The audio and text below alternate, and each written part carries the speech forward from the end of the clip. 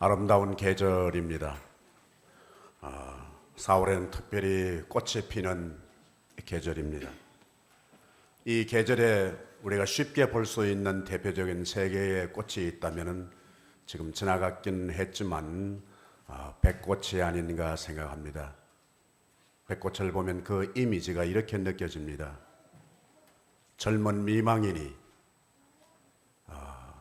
애절하게 흰 상복을 입고서 있는 모습같이 느껴집니다.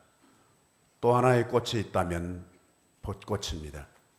벚꽃은 찬란한 조명을 받으면서 무대 위에 올라와서 야외복을 입고서 춤추는 여인처럼 그렇게 화려하게 느껴집니다. 여러분 잘 아시죠? 노스캐롤라이나의 주꽃, 도구드. 도구드는 깊은 산중에 물가에 어디서 내려왔는지 모르지만 보일락말락 나타났듯 하면서 그렇게 살포시 수줍은 듯이 있는 선녀 옷을 입은 여인같이 느껴집니다. 손바닥을 이렇게 올려 받친 듯이 이렇게 가지가지마다 결코 풍성하지 않고 호화롭지도 않고 애절해 보이는 그런 이미지를 갖고 있습니다. 우리 교회에서 쉽게 볼 수 있는 특별히 우리 운동장에 가면 지금 한창 민들레 꽃이 전성기를 맞습니다. 그 하얗게 만발해 있는 꽃을 보면서 이런 생각을 합니다. 두 가지를 느낍니다. 사명이 있는 꽃, 그리고 비전이 있는 꽃. 여러분 비전이 있습니까? 그 비전은 다르게 말하면 사명입니다. 이제 한창 민들레 꽃은 이제 만발해서 활짝 펴 있다가 작은 바람 불면 이제 산산이 흩어져서 어디론가 갑니다. 그들의 비전이고 그들의 사명입니다. 자기들도 알지 못하지만 바람이 어디로 보낼지 낯선 곳에 가지만 그 현장이 임무가 있는 것이고 그곳에서 다시 새로운 생명이 출산되는 임무를 띠고 있고 그것이 민들레 꽃이의 비전이라 그렇게 느껴집니다.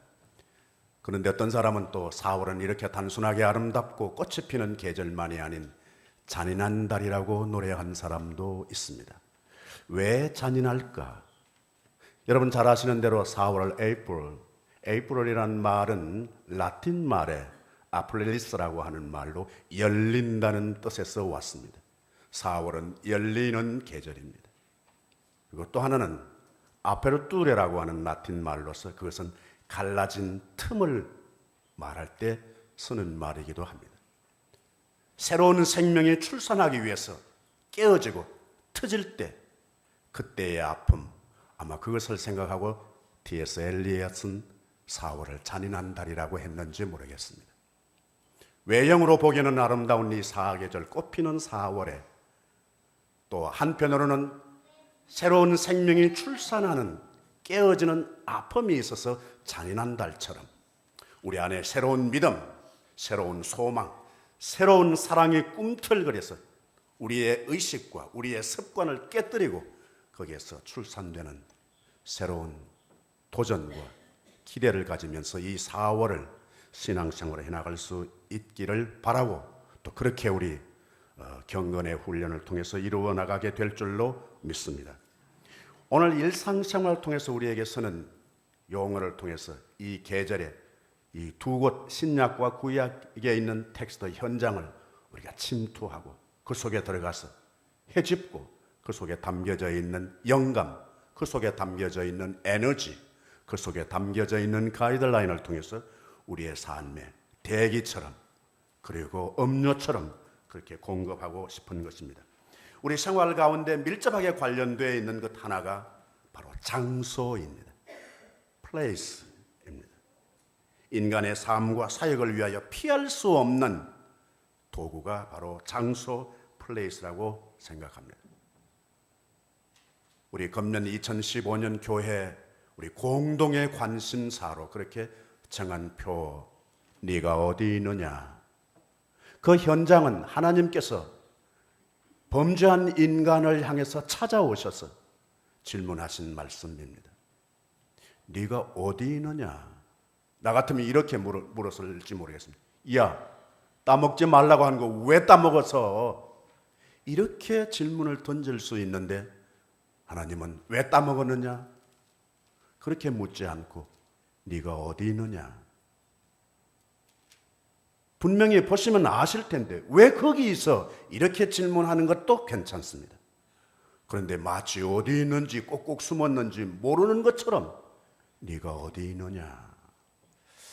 음미하면 음미할수록 우리 교회를 향해서 던지는 질문이기도 하고 우리 개인을 향해서 던지는 질문이기도 합니다.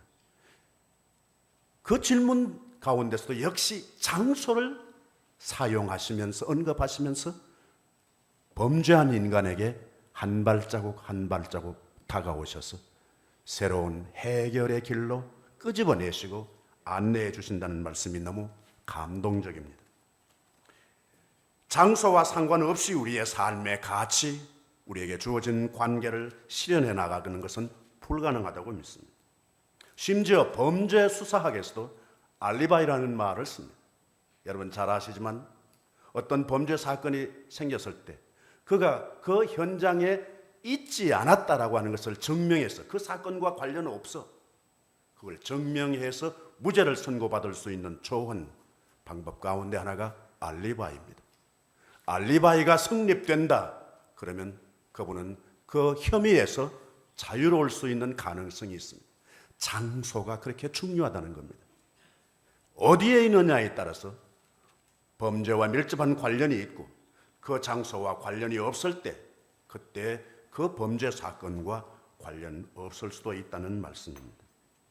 여러분 잘 아시는 맹자의 어머니는 맹자가 어렸을 적에 초원 아이로 양육시키기 위해서 이사를 3번이나 했다는 이야기가 있습니다. 그 맹자의 엄마의 교훈을 가리켜서 맹모 삼천지교라 말합니다.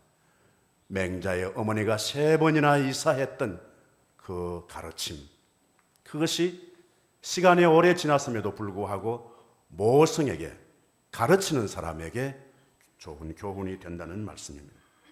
우리 장소가 필요하긴 하지만 그러나 자세히 보면 장소는 한 가지 종류만 있는 것이 아니라 몇 가지의 장소의 종류가 있습니다. 그 첫 번째는 물리적인 장소입니다. 사이즈가 얼마만큼 큰지, 그리고 그 장소가 거리가 어느 정도인지, 그 물리적인 장소. 내가 여기 있으면은 우리 짐에는 내가 있을 수 없습니다. 만약에 내가 지금 짐에 있다면 나는 여기 없어야 하는 것입니다. 그것이 물리적인 장소의 현장입니다. 우리는 이 물리적인 장소에 제한을 받으면서 삽니다. 또 하나의 장소가 있는데 소위 우리가 말하는 바 사이버 장소입니다. 사이버 스페이스라고 하는 말, 이거는 가상현실입니다. 손바닥만한 장소를 통해서 우리는 전 세계의 공간을 다 체험할 수 있는 것이 바로 사이버 공간, 사이버 장소입니다.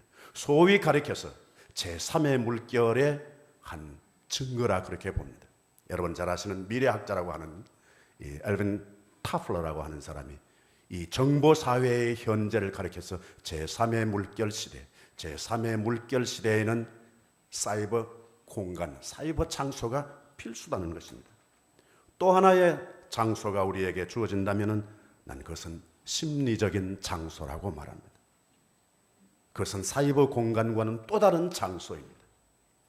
행복한 사람 자세히 보면 물리적인 장소보다 사이버 공간보다 보이지 않은 이 심리적인 장소를 어떻게 활용하느냐에 따라서 행복이 좌우된다 그렇게 봐도 좋습니다. 돈은 없지만 유식하지는 않지만 실력은 없지만 자기 안에 있는 작다고 할 수 있는 이 심리적인 장소를 광대하게 마치 이 온 우주처럼 그렇게 관리해 나가는 사람은 정말 아름다운 사람이요, 멋있는 사람이요, 훌륭한 사람이라고 할 수 있습니다. 오늘 이 구약에 있는 본문 말씀도 한 장소에 초점을 맞추면서 우리가 조명해 볼 수 있고 말씀을 만날 수 있습니다. 성경의 인물들은 곧잘 장소를 잘 활용했습니다. 여호와 이레, 여러분 아시는 대로 우리 아브라함이 사랑하는 아들을 바쳐야 하는 그 극한의 상황 가운데 있을 때 하나님이 개입하셔서 그 상황과 그 장소를 뒤집어 엎으셨던 그 현장을 아브라함은 그냥 스칠 수 없어서 그 장소를 여호와 이레, 여호와께서 예비하신 곳, 그렇게 이름을 붙입니다. 엘론바굿, 야곱의 어머니 리브가의 유모가, 리브가가 시집 올 때 따라왔던 그 걸음 따라서 왔다가 세상을 떠나게 되었을 때 야곱이 자기 엄마의 유모를 장례해 줍니다. 상수리나무 아래에 묻어주고 그곳 이름을 엘론바굿이라 이름 붙입니다. 자기 엄마의 장례 같으면 모르겠습니다. 자기 엄마의 유모, 그 유모가 엄마 시집 올 때 따라와서 평생 동안 그 아기를 키운 그 엄마가 낳은 아이들까지 그렇게 돌봐 주었던 그 유모, 그는 그 장소를 잊을 수 없습니다. 그분을 잊을 수 없습니다. 그래서 엘론바굿이라 이름을 붙입니다. 이름을 붙인 현장은 성경 가운데 한없이 많습니다. 오늘 구약의 현장도 역시 장소에 대한 것입니다.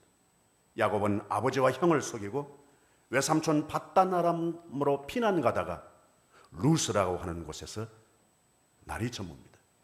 성경은 이 도망가는 야곱의 그날의 삶을 해가 진지라 그렇게 기록하고 있습니다. 해가 진지라. 아마 새벽에 도망 나왔었는지 모르겠습니다.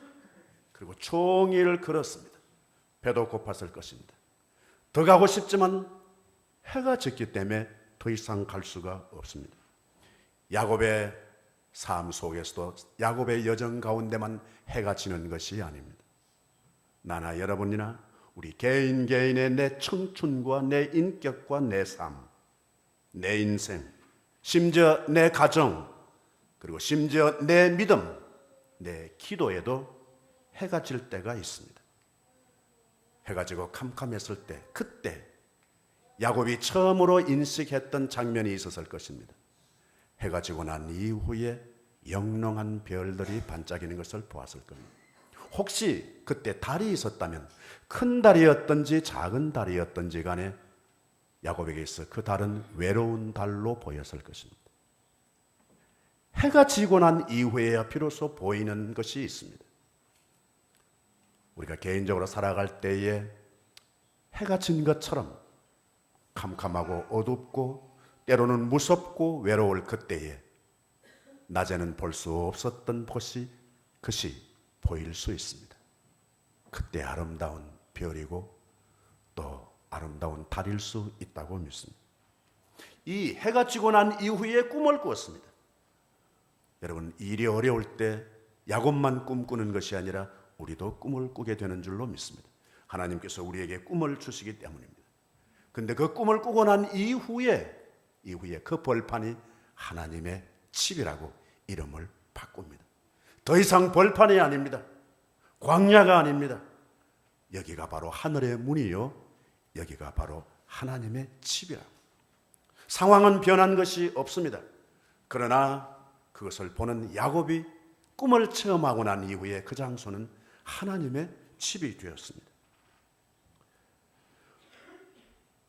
실패할 때는 벌판이 하나님의 집이 됩니다. 어려울 때는 벌판이 하나님의 집이 되는 것을 체험하기가 쉽습니다. 그런데 성공할 때는 하나님의 집이 벌판이 되기가 쉽다는 겁니다. 내 성공에 집착하고 있을 때, 만족하고 있을 때, 그때 아무리 좋은 여건 속에 있어도, 아무리 좋은 사람과 같이 있어도 좋은 사람, 좋은 곳으로 인식하기가 어렵다는 것이 참 우리 인간의 얄궂은 심리가 아닌가 생각을 합니다. 여러분 아시는 대로 외삼촌 밧단 아람 거기까지 가서 21년간 머슴살이 합니다. 종살이 합니다. 그리고 다시 내려옵니다. 어디까지 와야 되는 거 하니까 베델까지 와야 합니다. 그런데 베델까지 오지 못하고 세겜에 주저앉았습니다. 직선 거리로 세겜에서 베델까지는 약 한 20마일 좀 됩니다.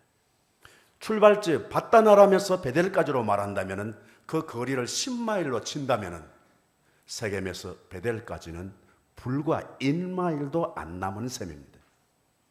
언제 시련을 만나는가, 언제 하나님께서 우리를 시험하는가 초기에 하시지 않습니다.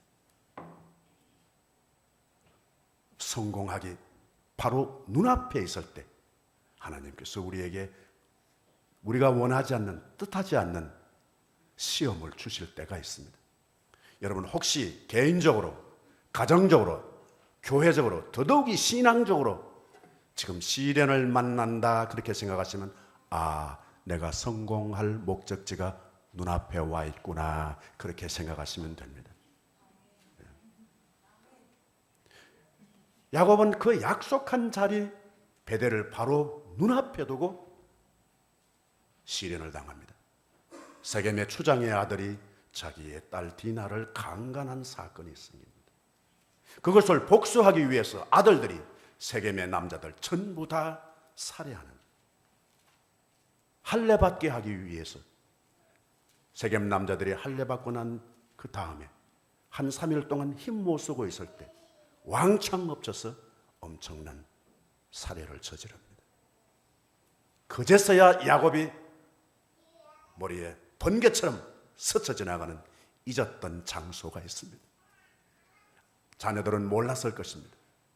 얘들아, 우리가 자기를 각자 정결하게 하고 의복을 바꾸고 베델로 가자. 베델로 가자. 그것은 자기가 벌판에 혼자 있을 때 하나님께서 약속하시고, 그리고 자기가 그 이름을 바꾸었던 벌판이었지만 하나님의 집, 그 장소를 다시 생각하게 됩니다. 언제? 시련을 당할 때, 집안에 우환을 만날 때, 집안에 문제가 생겼을 때, 그때 잊었던 베델, 하나님의 집으로 다시 되돌아가게 된다는 말씀입니다. 물리적인 장소이든 사이비 공간이든지 아니면 내 정황의 상황이든지 간에 우리는 이 장소를, 플레이스를 어떻게 인식하고 관리하고 있는가. 초막이나 궁궐이나 어떤 장소이든지 간에 하나님의 집이라고 할 수 있습니까?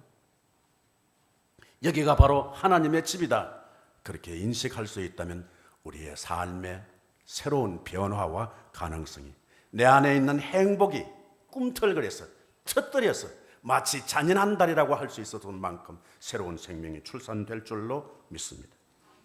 만약에 하나님의 집을 빈들처럼 그렇게 인식하고 가꾸어 간다면 그것은 또 다른 불행입니다.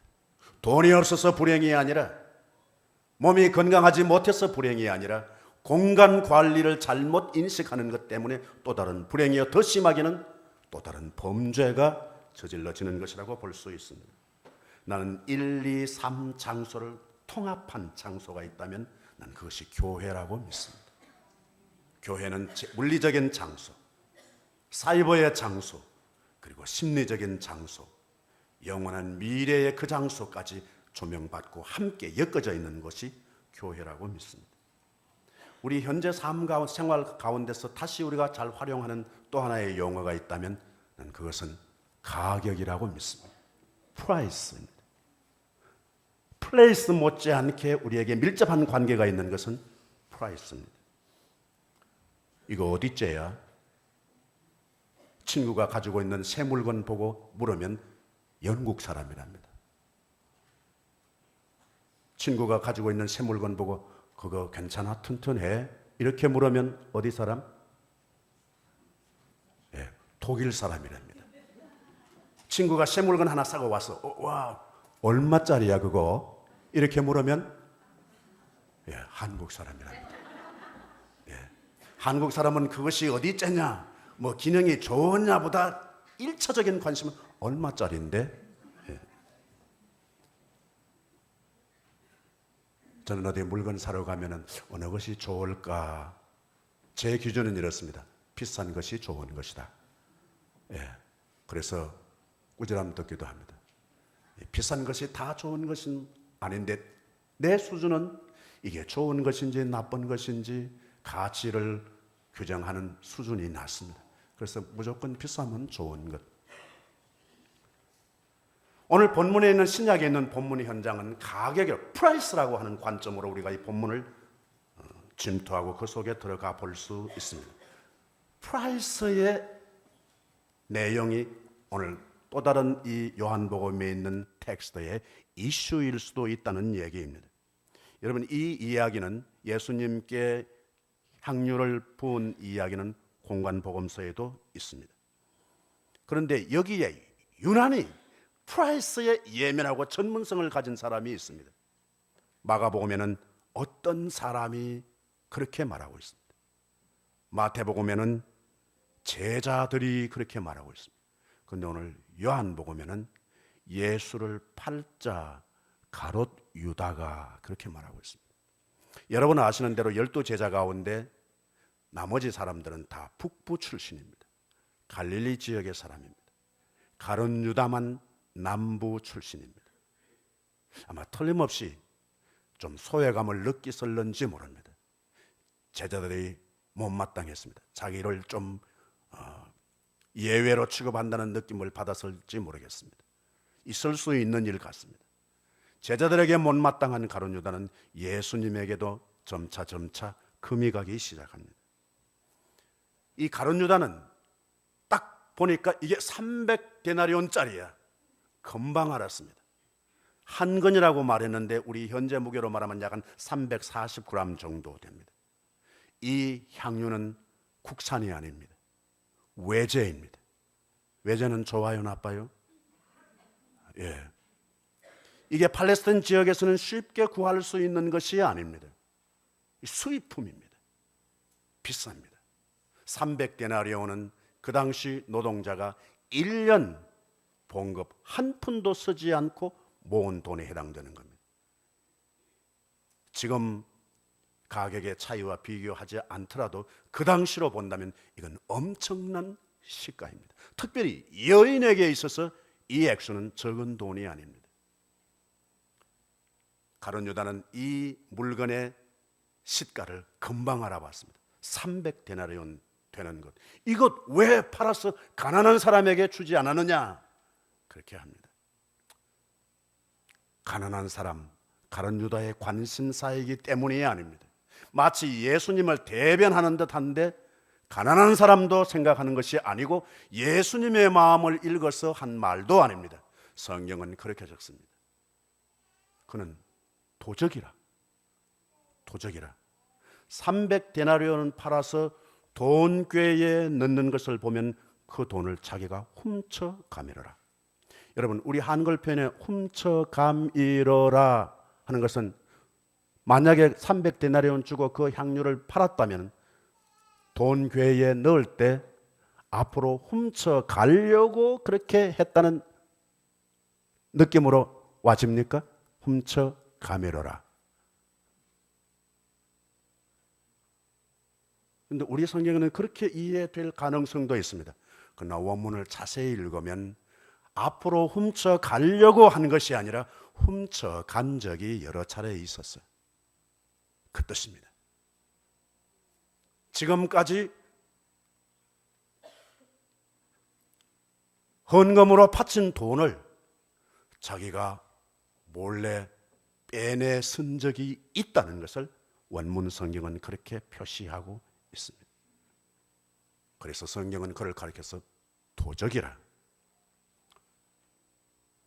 앞선 6장에 보면은 예수님께서 사람들이 따랐다가 서서히 흩어집니다. 떠납니다. 그때 예수님이 제자들을 향해서 물었습니다. 너희들도 떠나갈 거야? 그때 베드로가 그렇게 대답합니다. 영생의 말씀이 주께 있사오니 우리가 어디로 떠나가오리까? 안 떠나가겠다는 겁니다. 그러나 너희들이 떠나가리라. 너희 중에 한 사람은 마귀라 그렇게 말합니다. 너희 중에 한 사람은 마귀라. 그 누굴까요? 가룟 유다를 말합니다. 가룟 유다는 유력한 위치에 있었습니다. 좋은 역할을 맡았습니다. 소중한 전문성을 가져야만 집행할 수 있는 돈을 관리하는 자리에 있었습니다. 이것은 은혜입니다. 특혜입니다. 그런데 그가 도적질하기 위해 쉬운 위치에 있었다. 다른 사람보다 쉽게 도덕질할 수 있고, 예수님의 앞선 6장의 표현으로 말하면 마귀가 들어와서 역사하기가 쉬운 인물이었다. 여러분, 우리에게 좋은 위치에 있다면 위험한 줄 아셔야 합니다. 만약 그것을 두려워하거나 조심스럽다면 여러분, 귀중한 직책을 맡지 않으려고 하셔야 합니다. 근데 내 역량에 맞지 않는 거야. 나보다 더 좋은 역량을 갖춘 분들이 계셔. 그분들을 추대하시기를 바랍니다. 나는 역량이 없는데도 불구하고 타에 의해서 그 역할이 맡겨졌다면 여러분, 이전보다 더 기도하셔야 됩니다.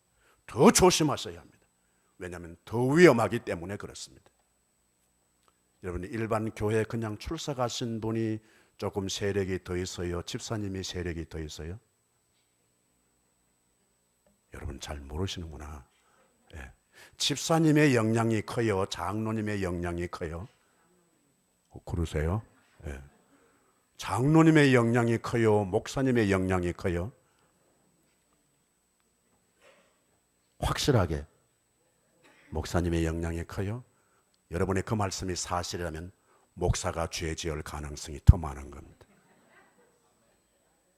아멘 하신 분도 계시나? 예. 만약 그 사실이, 여러분의 대답이 사실이라면 집사보다 장로가 범죄할 가능성이 더 많습니다. 마귀를 초청할 가능성이 더 많단 말이에요. 본의 아니게.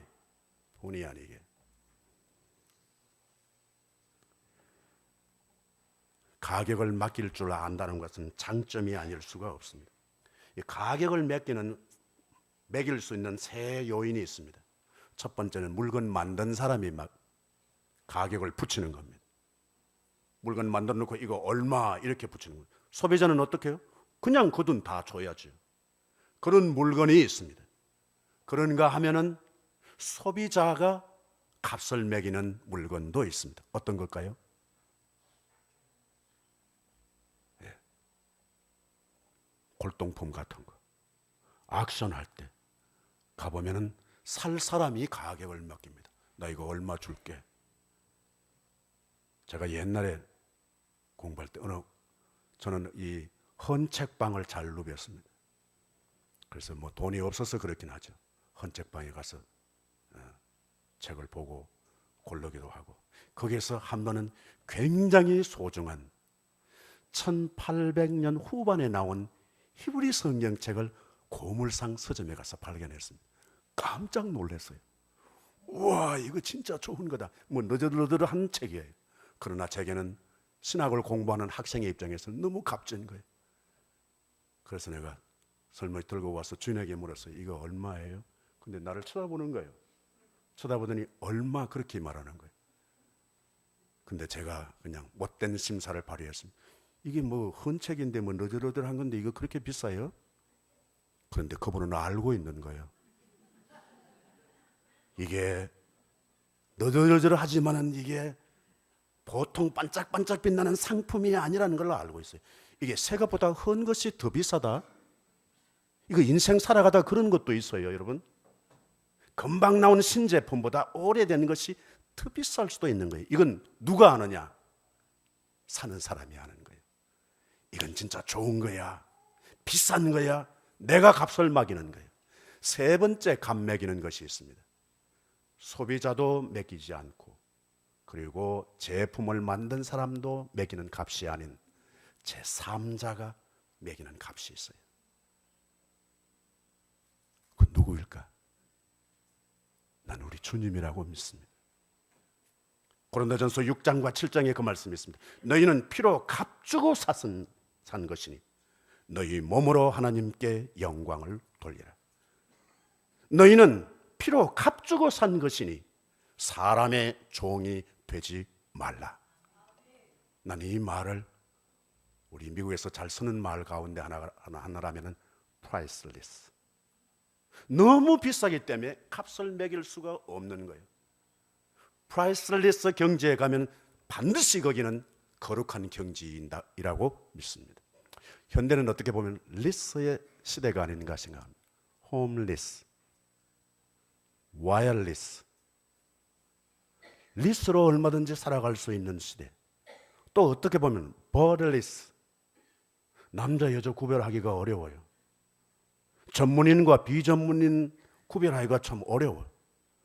비전문인이 전문인을 평가한다니까요. 이런 시대가 되었습니다. 그 중에 하나 여러분 놓치지 않으시기를 바랍니다. priceless. 누가? 우리 교회가.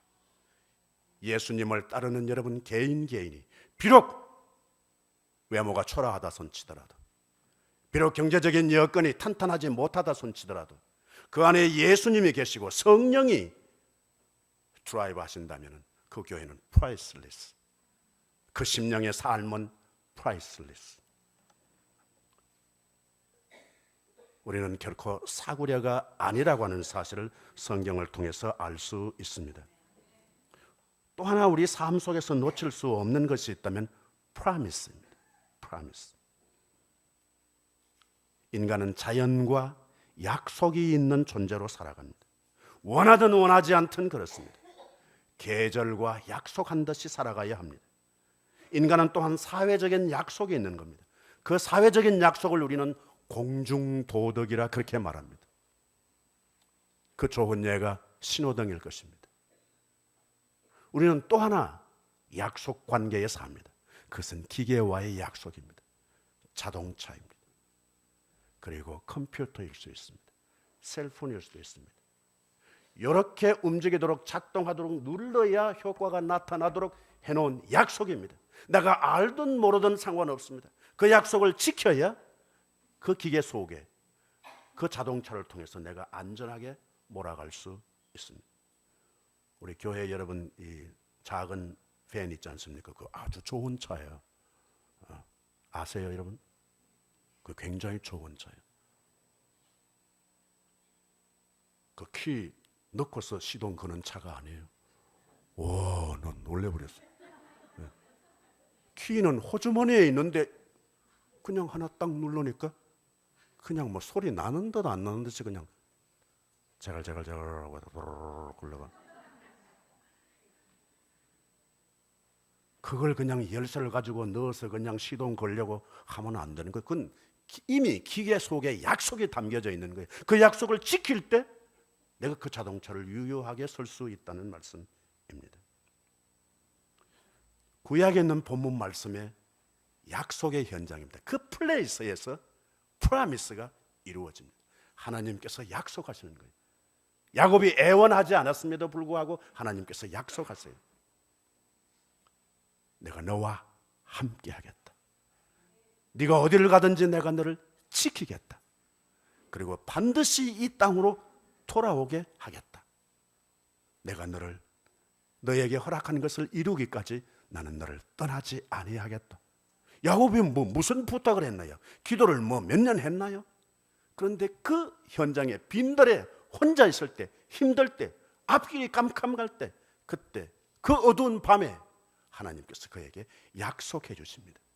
하나님의 약속에 일방적인 약속이 아니라 다시 야곱도 그 약속에 동참합니다. 그 약속에 동참했기 때문에 시련은 겪지만 야곱은 그의 생애 가운데 팟단 아람 낯선 곳에 가서 비록 외삼촌 집에 양을 돌보는 모습으로 살았지만 성공합니다. 그 약속이 뭐예요? 만약에 하나님께서 나를 순적하게 우리 아버지 집으로 돌아오게 하면 하나님이 나의 하나님이 될 것입니다. 난 이 고백이 눈물나게 감격스러웠습니다. 지금까지 하나님은 야곱의 하나님이 아니었습니다. 할아버지의 하나님이었습니다. 우리 아버지의 하나님이었습니다. 그러나 이때부터 야곱은 그분이 나의 하나님이 되는 겁니다. 여러분, 교회의 하나님 좋습니다. 이 온 우주의 하나님 좋습니다. 그러나 반드시 약속하셔야 합니다. 하나님은 나의 하나님이십니다. 이 경지가 반드시 오는 겁니다. 예배 드릴 때도 마찬가지입니다. 우리 모두의 예배가 아닌 여러분 개인 개인의 예배를 드려야 합니다. 언젠가 말씀드렸습니다만 가장 예배를 잘 못 드리기 쉬운 사람이 누군가? 나는 예배 인도자라고 생각합니다. 구체적으로 저입니다. 가장 잘 못 드릴 수 있는 예배자가 예배 인도자 이 목사입니다. 어떻게? 예배가 없으면 안 되지만 예배를 잘못 드리는 것도 엄청 안타까운 일입니다. 그래서 저는 예배를 다 끝나고 난 이후에, 여러분이 다 돌아가시고 난 이후에 나 혼자 짧은 시간이지만 나 혼자 나의 예배를 드리는 것에 지금까지 긴 세월 동안 40여 년 이상 목회하면서 나의 예배를 틈틈이 재점검했습니다. 나는 오늘 예배를 하나님을 만났는가? 나의 기도였는가? 나의 헌신이었는가? 나의 찬송이었는가? 내게만 주신 나의 말씀을 나는 오늘 놓쳤는가? 붙들고 돌아가는가? 야곱은 약속했습니다. 나의 하나님이 되실 것입니다. 그리고 내가 배개했던 이 자리가 하나님의 집이 되게 하겠습니다. 그걸 형통할 때 잊어버리는 거예요. 그래서 세겜에 주저앉은 거예요. 집안에 우환이 생겼을 때 비로소 그 하나님의 집으로 다시 돌아오게 됩니다. 여러분 혹시 신체적으로, 경제적으로, 가정적으로, 더더욱이 교회적으로, 신앙적으로 문제가 있다면 그때는 찬스입니다. 어디로 돌아갈 때? 하나님의 집으로 돌아갈 때입니다. 베델로 돌아갈 때입니다. 야곱은 그것을 인식했다는 말씀입니다.